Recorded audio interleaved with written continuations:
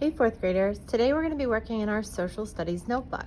So we're going to go ahead and we're going to want to start our table of contents. So on the very first page, I'm going to go ahead and write table of contents. This will help us keep track of what we have in our notebook, table of contents. All right, so I'm going to go ahead and the first thing we're going to be doing is we're going to be putting in parts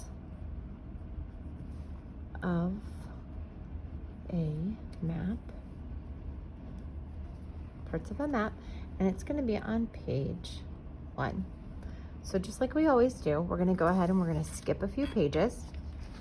So skip 1, skip 2, skip 3, and on this page, the 4th page, we're going to go ahead and put a 1 at the top, and we're going to put parts of a map. See that there on our notebook? So in class, you should have received an organizer, and you should have gotten a 1-page, oops, sorry about that, trying to get the camera figured out, there we go. An organizer that looks like this. I went ahead and I just cut out all the scraps already, and I folded it. It looks like this on your page, and I folded it each dotted line. I folded there. And I also went back and folded like this to crease it. Okay, and then I'm going to cut on these solid lines with my scissors. I'm gonna go ahead and cut to the dotted line. I want you to notice I'm only cutting the flap, not the solid piece behind, okay? I'm gonna cut this one. So we're gonna make all of these cuts. This is gonna turn into our little flip chart with definitions of all of the parts of a map. I'm going to go ahead and take my glue stick, and on the back solid piece, I'm going to go ahead and glue this down. So I'm going to go ahead and do a picture frame and a squiggle in the middle.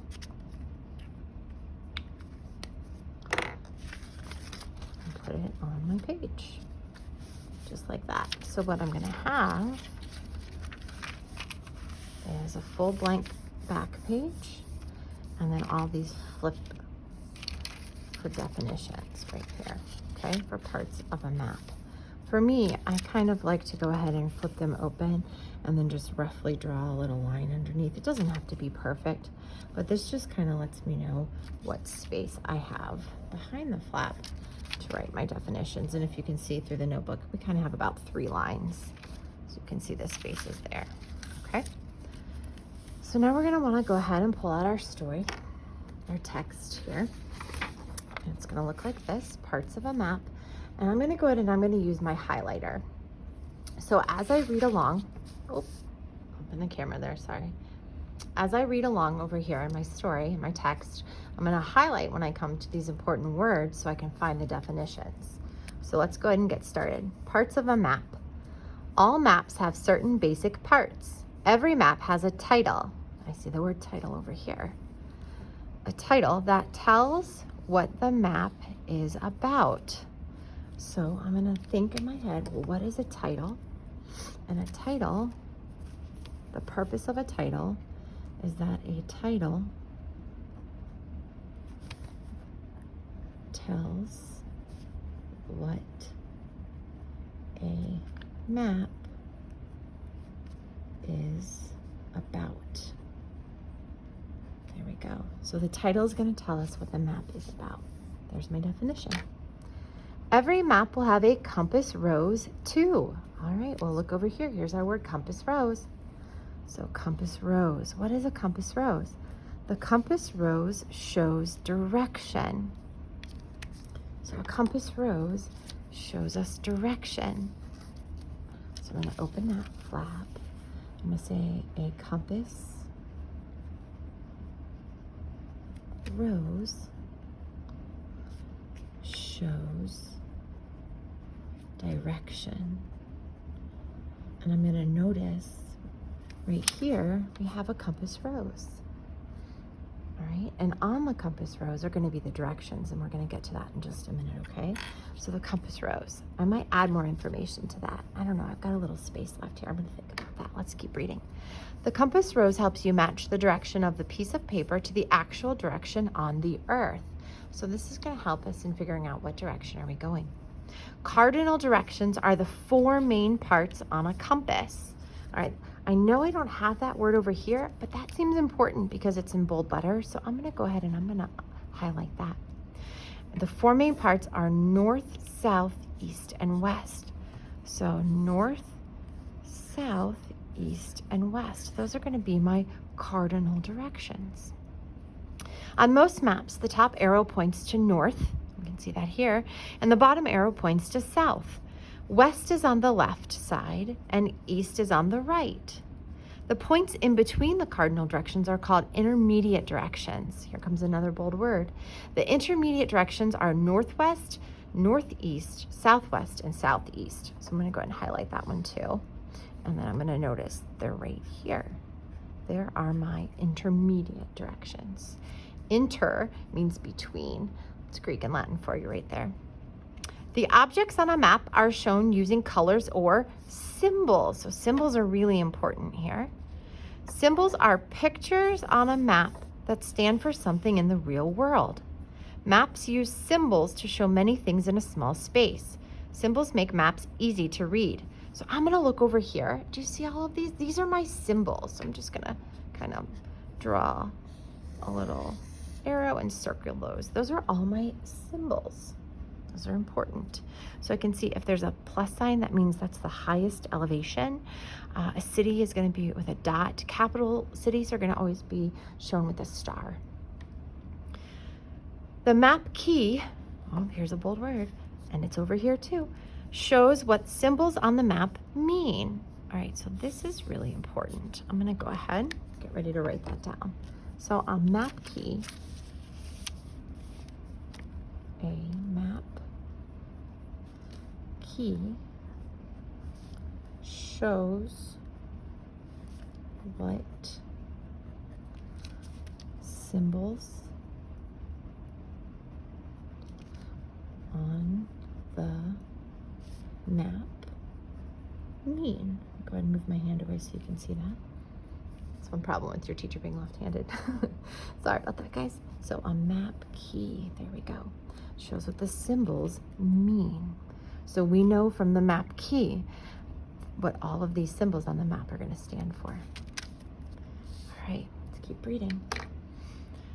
The key is usually in a box in the bottom corner of the map. Mountains may be marked with little triangles. You can see that up here. A blue line might represent a road or a river. The key shows a small picture of each symbol used on the map along with the meaning of each symbol. Okay, so the map key is a really important feature when you look at maps. So in class, we were looking at the Ohio maps. If you remember these gigantic maps I pulled out. And right here would be our map key. And you can see it's got all of the symbols and what they stand for. Here's the title of our map, Ohio, the Buckeye State. So we can see that this has, oh, look right there. What's this one? There's our compass rose. We know that north is pointing up. So when we look at the map, this would be going north. All right. Sometimes people will call the key a legend. Those are synonyms. So that means the same thing. So don't let that confuse you. It's really just talking about the same thing. All right, so we still have scale and coordinate grid to look at. So if you flip your paper over, there's a back side to the page. Here it is right here. We're gonna go ahead and keep working. I see a couple more bold words here, and we've got 2 more words to define on our paper. So I'm gonna get my highlighter ready. To fit a big place on a map, everything must be drawn smaller than it is in real life or scaled down. I just showed you that map of Ohio, and it's a huge map, but Ohio is way bigger than that. So they had to shrink it down, and we're gonna have to figure out the scale. When scaling down a map, every part of the map is scaled by the same amount. The map scale, here we go, will show how the distance between 2 locations on a map compares to the distance in real life. Okay, so a map scale shows the distance in real life, but it's going to use where 1 inch will equal a certain number of miles in the real world. Okay, so a map scale, here's our map scale, 1 inch. So if I were to have a ruler, 1 inch would equal 5 miles. So going to the map, I would use that to figure out my map scale. So a scale compares the distance in measurement. Okay, so we're gonna go ahead and go behind scale. It shows the distance between 2 locations. Let's see here, so a map scale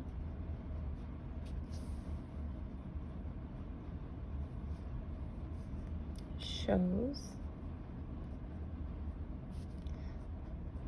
the distance between places. I'm going to say using measurement.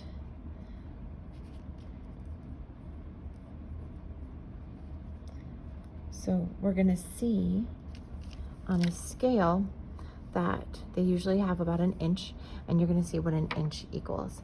And when you look at a map, this is going to help you figure out how far away are certain things on a map.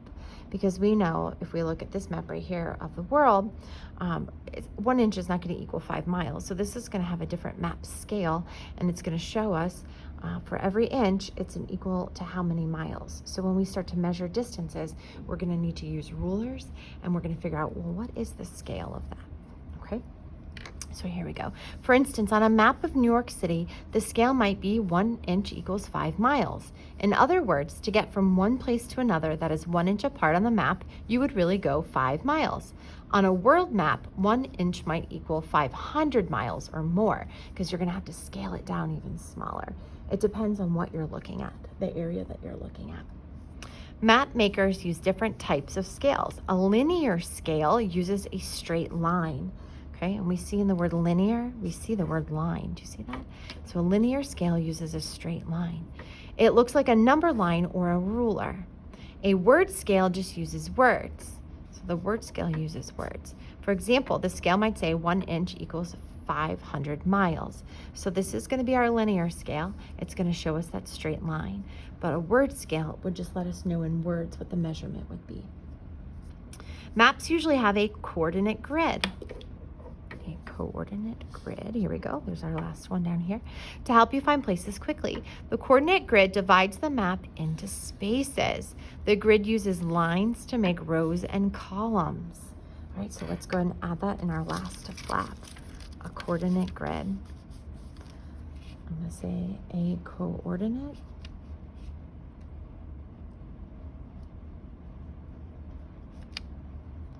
grid divides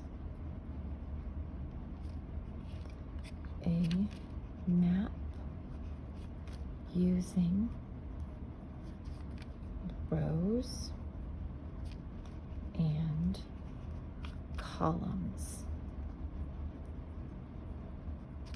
Okay, the coordinate grid divides a map using rows and columns. Feel free to pause this at any time so you can take notes and make sure you've got this written down. So, there's some announcement. Teacher, be sure you check your email. I have sent out a... All right, and we're back, finishing up the last little bit here. So we were talking about coordinate grids, and we were talking about how a coordinate grid uses rows and columns. So rows go from side to side. All right, so rows go side to side this way.